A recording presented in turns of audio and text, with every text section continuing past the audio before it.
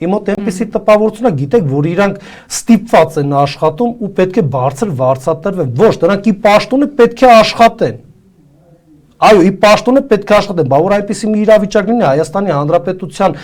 կառավարությունը դեֆոլտի առջև կանգնի, այսինքն պետությունը չկարողանա այլևս սպասարկել իր կողմից ներգրաված արտաքին եւ ներքին վարկային ռեսուրսներ, այսինքն պետական պարտքի մասին է խոսքը եւ նրա սպասարկման մասին։ Եվ այնպեսի մի իրավիճակ լինի, որ Հայաստանի Հանրապետության տվյալ ժամանակահատվածի բարձրաստիճան պաշտոնյաները, падգամավորները անվճար պետք է աշխատեն, այսինքն առանց վարձատրության, որովհետեւ աշխատաբան գումար չի գեներացվում գրեթե, միայն կարողանանք սպասարկել հարաբերականորեն կենսաթոշակառուների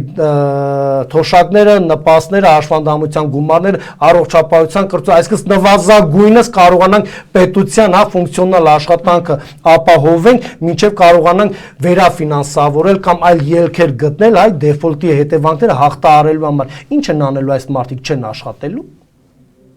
Ինչ է նշանակում, աշխատանք են կատարել, պետք է պարգևավճար ստանան։ Յուրաքանչյուրս են մենք մեր աշխատանքի վայրում աշխատանք են կատարում, այսինքն մենք պարտավոր ենք պարգևավճար ստանանք կամ գործատուն պարտավոր է պարգևավճար տալ։ Դա պարգևավճար տալ վերցնել, դա լայն հասկացություն է։ Իրենք իշխանություն են եւ իրենց թվում է, որ պետական բյուջեն իրենց սեփական բյուջեն է եւ նրանք վարվում են այնպես, ինչպես ցանկանում են։ Ամենամեծ վտանգը նա է, երբ որ օրվա իշխանությունը իրեն ասոցացնում է պետության հետ։ Դեմ եք դուրս գալի պետության դեմ, դա նշանակում է ուրեմն այն ամենը, որը պետությունն է նշանակում եւ այն ռեսուրսները, որը պետությանն է, այն ֆինանսական ռեսուրսները, որը պետության ներսում գեներացվում եւ գոյացվում է, պատկանում է իշխանությանը։ Հետևաբար մենք պետք է հասկանանք, եթե մենք տարանջատենք օրվա իշխանությունը կառավարիչներին պետությունից, նրանք այդքան լկտիաբար չեն կարող վարվել պետական բյուջեի ռեսուրսների հետ եւ ինչպես ուզեն այնպես տնօրինեն եւ վերաբաշխեն։